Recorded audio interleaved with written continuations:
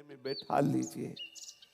कितना सरल सहज अमृत में नाम हमारी प्यारी जू का है, राधा राधा राधा राधा राधा राधा। कुछ नहीं, मंत्र नहीं, कुछ चतुराशी जी नहीं, कोई आपको पढ़ना लिखना नहीं, इतना तो आता है राधा राधा राधा।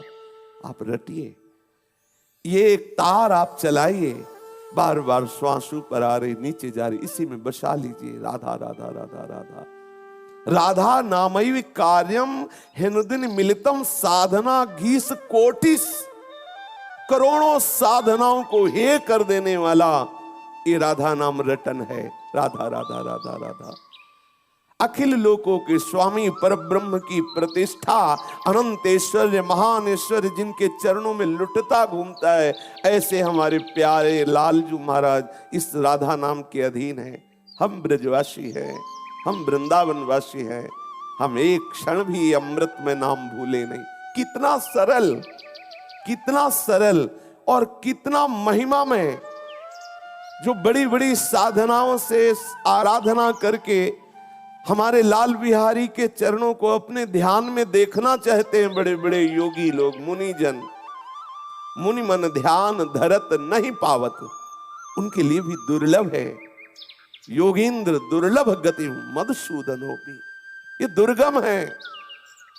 और राधा नाम जापक के पीछे डोलते हैं। देख लेना, एक दिन तुम्हें अनुभव में आएगा कि प्यारे जो आप पर कितना बरस रहे यदि आपकी जिह्वा पे राधा नाम हुआ। अनंत जन्मों के संस्कार राधा नाम जापक के ठाकुर जी नष्ट कर देते हैं। विश्वास कीजिए। अनुलिख्या अनंतान तदपराधान मधुपति महाप्रेमाविष्टस तो परम देयम विमृशति तवैकम श्री राधे गृणत इह नामामृत रसम महिम्ना का सीमाम इस प्रसति तो दास्यैक मनसाम। हम उनकी महिमा का क्या गान करें जो राधा दासी भाव से हैं।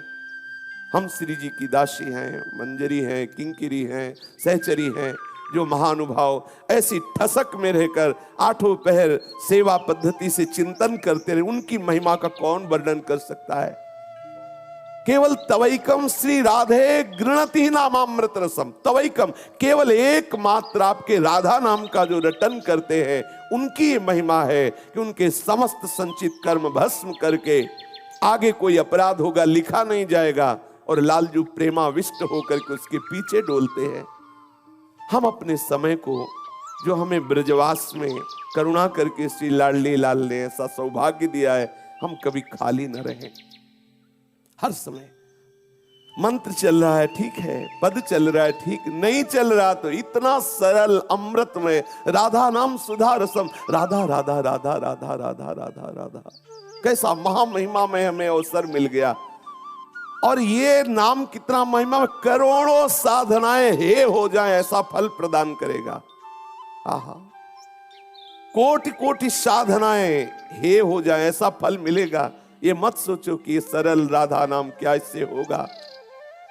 ये नामामृत का, राधा नाम का स्मरण करने वाले के हृदय में जो फल प्रकट होगा, अर्थात प्यारे जू के प्रति जो प्रेम प्रकट होगा, वो किसी साधना से नहीं। इसलिए सर्वेषु साधन वरेषु चिरम निराशा। बड़े बड़े श्रेष्ठ साधनों से नैराश्य भाव को धारण करके राधा नाम आसक्त चित्त हो गया, उसे वो प्राप्त होता है जो किसी और साधना से नहीं।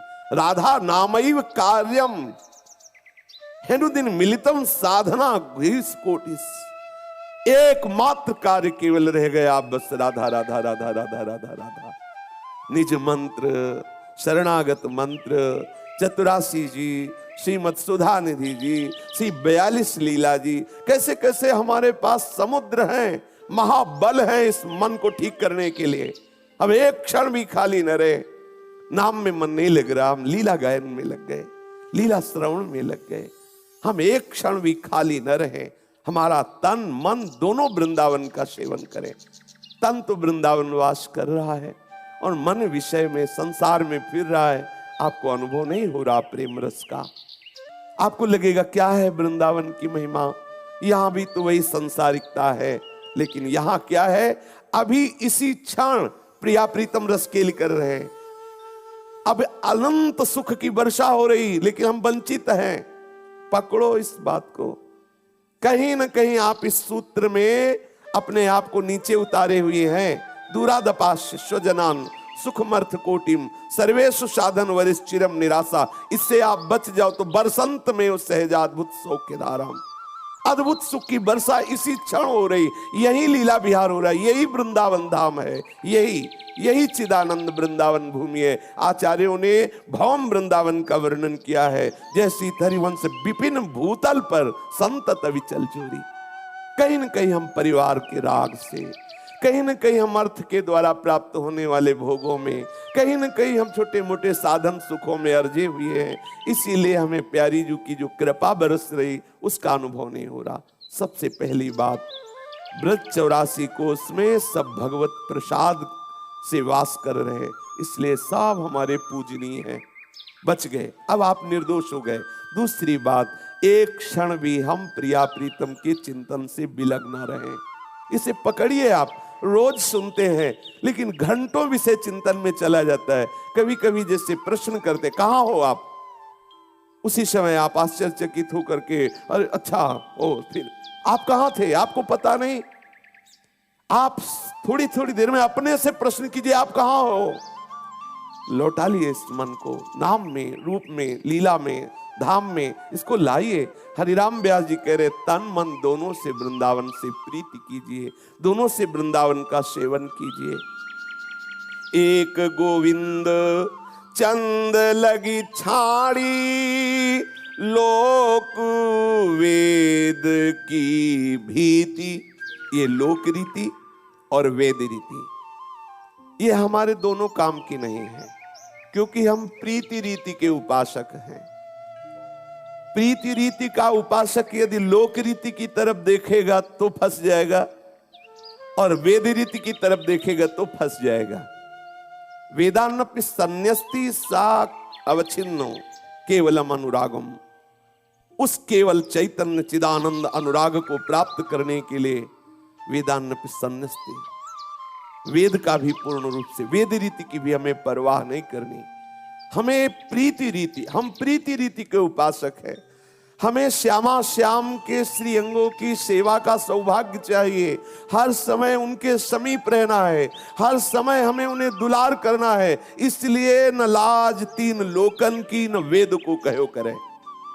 वेदान्नपि संन्यस्ति हमारे सिद्धांत है रसिक जनों की वाणी, वेद रसिकन की वाणी। हमें प्रमाण वेद नहीं, हमें रसिकों की वाणी से प्रमाण लेकर के अपने मार्ग में चलना है। एक गोविंद चंद की प्रीति के लिए हमने लोक रीति और वेद रीति दोनों का त्याग कर दिया है। एकमात्र प्रभु के प्रेम रस की प्राप्ति के लिए करनी अकरनी दो विधि भूले, विधि निषेध सब रहे धरे। हमें न विधि से मतलब है, न निषेध से मतलब है। आठों पहर अपनी प्यारी जू प्यारे जू को रिझाने से मतलब है। सहज स्नेह देह गति बिसरी। आहा, देह में रहते हुए विदेह हो जाता है उपासक। जो ब्रजरज उपासक है, वृंदावन का उपासक है, देह में रहते हुए विदेह, जीवन मुक्त हो जाता है बहुत शीघ्र। क्योंकि यहाँ की वायु, यहाँ का रज, यहाँ के रसिकों का संग बहुत जल्दी रजोगुण का नाश कर देता है। हृदय में जैसे जैसे हमारे शतुगुण बढ़ता है, वैसे वैसे जैसे जल निर्मल स्वच्छ होता है तो उसकी तह में क्या है हम देख पाते हैं। ऐसे जब हृदय में शतुगुण की बाढ़ आती है तब हमारे अंदर भक्ति का रंग और एक से एक दिव्य सद्गुण जो विराजमान भगवत चरणारविंद के आश्रय से हृदय में है, वो सब प्रकाशित, यही सब विराजमान है, सब हृदय में प्रकाशित होने लगते हैं। धीरे धीरे ऐसी स्थिति आती है, वो सतोगुण का भी त्याग करके गुणातीत स्थिति में विराजमान हो जाता है उपासक। प्रेम गुणातीत है, गुण रहितम। श्री वृंदावन धाम का सेवन का विपदा मही मोहन की प्रतीति। इस वृंदावन में जो तुम्हें विपत्ति मिले, प्रतिकूलता मिले, अपमान मिले, तो जान लेना संपत्ति मिलने वाली है। बड़ा आनंद का ये विषय है। जब आप भगवत मार्ग में श्रीधाम वृंदावन का आश्रय लेकर चले और आपको प्रतिकूलता, निंदा, अपमान, रोग और भी तो आप उस समय आनंदित होइएगा कि श्यामा श्याम के मिलने के विधान बनाए जा रहे हैं। हरिराम व्यास जी संबोधन कर रहे हैं, संपत्ति सदा रहित विपदा मही। यहां धामवास करते हुए जो आपको विपत्ति आ रही है कि जब से वृंदावन आए तब से ये रोग, तब से ये परेशानियां, तब वो ब्रजवासी जन ऐसा बोलते हैं, वैसा कई तरह के आपको प्रतिकूलताएं नजर आती है, बहुत हमें परेशानी हो रही। उसी परेशानी में महाआनंद भेजा जा रहा है। आप चुपचाप सह करके दैन्य भाव से श्यामा श्याम का चिंतन बराबर बनाए रखिए। आप देखिए वो विपदा में संपदा छुपी हुई है। कौन सी संपदा? रुपया पैसा, ये तो विपदा है। ये तो ऐसी विपदा है जो संपदा से रहित कर देने वाली है। सच्ची संपदा है श्री श्यामा श्याम। हमारे शरीर को जब रोग होता है, बाहर से जब प्रतिकूलता आती है, जब बाहर से निंदा होती, तो जो सच्चा उपासक होता है वो और एकाग्र होता है श्यामा श्याम की तरफ, वो और तन्मयता धारण करता है श्यामा श्याम की तरफ कि वो चिंतन में ही ना आने पावे प्रतिकूल बर्ताव, प्रतिकूल चेष्टाएं, शरीर के रोग आदि। प्रिया प्रीतम का चिंतन, गाढ़ चिंतन, अनुभूतिमय चिंतन, आपके हृदय में ऐसा लगेगा श्यामा श्याम विराजमान, खत्म हो गया रोग का चिंतन। ये धाम सामर्थ्य देगा। बस आप अपराध मत कीजिएगा, आप दोष दर्शन मत कीजिएगा, आप किसी की निंदा मत कीजिएगा। अग्नित प्रलय पयोदि बढ़त हूँ, मिटी न घोष बशीति। जहां आप वास कर रहे हैं, यहां महाप्रलय की भी वायु और जल का प्रवेश नहीं होता। अर्थात संपूर्ण सृष्टि का विनाश होने पर भी चिदानंद ब्रजधाम प्रकाशित रहता है। अपनी महिमा में ये विराजमान है। प्रियालाल का ये नित्य महल संपूर्ण सृष्टि का प्रलय हो जाने पर भी ये स्वाभाविक आनंद में विराजमान रहता है। यहाँ महाप्रलय की पवन का भी प्रवेश नहीं है।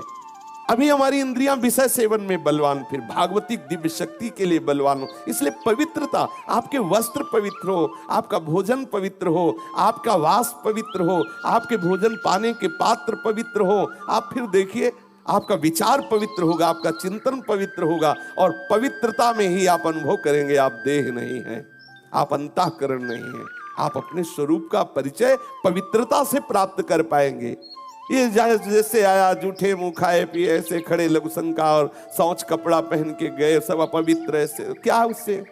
बुद्धि निम्न कोटि की विषयों का चिंतन करती रहती, विषय आचरण जलते रहते, बिना भय के कल्पनात्मक भय हमें सताते रहते हैं।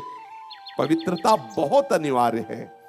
कलयुग का ऐसा प्रभाव है कि धीरे धीरे खान पान अपवित्र, आचरण अपवित्र, इसका कोई महत्व नहीं। बोले जूता पहने लोग भोजन पाते हैं, आश्चर्य है। और इसको एक जाना जाता है कि बहुत अच्छे लोग, मतलब धनी मानी लोग हैं। अरे तो बड़े लोग हैं, अरे बड़े लोग, पशुता का त्याग नहीं हो रहा, बड़े लोग हो गए। जूता मोजा पहन, जानते हो कैसे भोजन को पहले प्रणाम करके भगवत स्मरण करते हुए। अच्छा, आप नई भूमि में बैठ सकते हैं तो ठीक है, किसी कुर्सी आदि में बैठ गए, लेकिन आपके हाथ पैर धुले होने चाहिए। शास्त्रीय पद्धति है, हाथ पैर धो करके भगवत स्मरण कर पवित्र भाव से एक एक कवल पाइए। देखो कैसा चिंतन बनाता है, वो खून बनेगा, वो भाव बनेंगे, जो आपको ऊर्जा शक्ति मिलेगी भगवत मार्ग में चलने के लिए। हमारा क्या आचरण हो रहा है? पशु अपवित्र विचार, अपवित्र भोजन, अपवित्र वास, अपवित्र सब चेष्टाएं, तो पशु की तरह जीवन, पशु की तरह। ओ एक यही वृंदावन में मध्याह्न में किसी के तो वहाँ शौच के लिए तो एक ऐसे बंडल सा टंगा था कागज का। तो पूछा भाई इसका वो जल की व्यवस्था, तो उनका कि हाँ वो आपके लिए करते हैं जल की व्यवस्था, क्योंकि तो हमका ये क्या है, मतलब इसका वो कागज जैसा था, ऐसे बंडल जैसा। बोले इससे वो मतलब और अब बताओ भगवान कैसा, मतलब कैसा विचित्र जीवन। हे भगवान, प्रणाम है ऐसी वीआईपी पने को। इसलिए थोड़ा सावधान। बाहरी पवित्रता और आंतरिक पवित्रता दोनों परम पवित्र सच्चिदानंद भगवान के स्मरण के लिए आवश्यक है। आपका वास पवित्र, भोजन पवित्र, आचरण पवित्र, विचार पवित्र, तो परम पवित्र श्री हरि प्रिय आपके हृदय में प्रकाशित हो जाएंगे। हैं तो सबके हृदय में, पर वो पर्दा डाले हुए सत्वगुण, रजोगुण, तमोगुण का। इसलिए पवित्रता अनिवार्य है। शरीर को शुद्ध रखने से शरीर की राग वृत्ति का नाश हो जाता है। आपके अंदर ऐसा विवेक जागृत होगा, शरीर राग छूट जाएगा। सबको नीचा दिखा के सर्वश्रेष्ठ बनने की जो लालसा है वो गलत है। सर्वश्रेष्ठ के हैं, इसलिए हमारे हृदय में वो सर्वश्रेष्ठ बनने की कामना। जैसे हम अविनाशी के हैं तो एक बात हृदय में रहती, कभी मरू नहीं।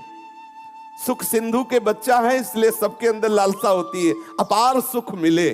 सुख सिंधु के है ना, तो लगता है अपार सुख मिले। ये हमारे प्रभु की तरफ संकेत करता है अंदर से, तुम प्रभु के हो। इस सर्वश्रेष्ठ पदवी पर पहुंचने के लिए सबको भगवान मान करके पहुंचा जा सकता है। अपने को भगवान मानने की चेष्टा करोगे और सबको नीच, तो आप जा नहीं पाओगे। और आएगी सबके हृदय में आती है सर्वश्रेष्ठ, मैं सर्वश्रेष्ठ। क्योंकि सर्वश्रेष्ठ के हम हैं, इसलिए वृत्ति आएगी, सबके हृदय में आती है। यहां तक कि जब कोई बुरा करने लगता है तो सोचता है मैं इतना बुरा बनूं सर्वश्रेष्ठ कि मेरे से बड़ा बुरा कोई ना हो। वो अंदर आता है, सबके अंदर आता है सर्वश्रेष्ठ, क्योंकि वो सर्वश्रेष्ठ का अंश है। उसकी पद्धति गलत हो जाती है, आचरण गलत हो जाते हैं, दिशा गलत हो जाती है, तो सर्वश्रेष्ठ नहीं पहुंच पाता। सर्वश्रेष्ठ पद पर पहुंचने के लिए सबसे नीच बनना होता है। तृणादपि सुनीचेन, पहुंच गए सर्वश्रेष्ठ, ये मार्ग उल्टा है। सबसे बड़े परम पद में पहुंचने के लिए सबसे नीचे हो जाओ, छोटे बन जाओ, बन जाओगे। जैसे ज्ञान मार्ग में है, दूसरे को स्वीकार ही नहीं करते, मेरी आत्मा ही सब रूपों में है, सर्वम खलमिदम ब्रह्म ने नाना, वहां कोई छोटे बड़े का प्रश्न ही नहीं, वो उस परम पद में स्थित हो जाता है। और भक्त सबको अपना आराध्य देव मान करके सबके चरणों में झुक करके परम पद में आरूढ़ हो जाता है। ये जो मान्यता है, जो दूसरों के प्रति ये भाव है कि इनसे मैं सर्वश्रेष्ठ हूं, ये पतन का कारण है। ध्यान रखना, दूसरे हमसे छोटे हैं, दूसरे अल्पज्ञ हैं, मैं सर्वश्रेष्ठ विद्वान हूं, बुद्धिमान हूं, बलवान हूं, रूपवान हूं, गुणवान हूं, भगवान हूं, जो भी कहो, वो पतित हो जाएगा।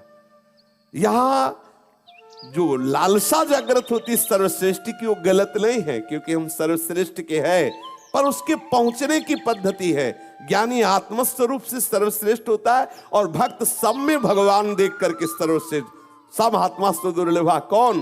जो वासुदेवा सर्वम, जो सब जगह अपने प्रभु को देखता है, अपने को सबसे नीच मानता है, उस परम पद पर आरूढ़ हो जाता है।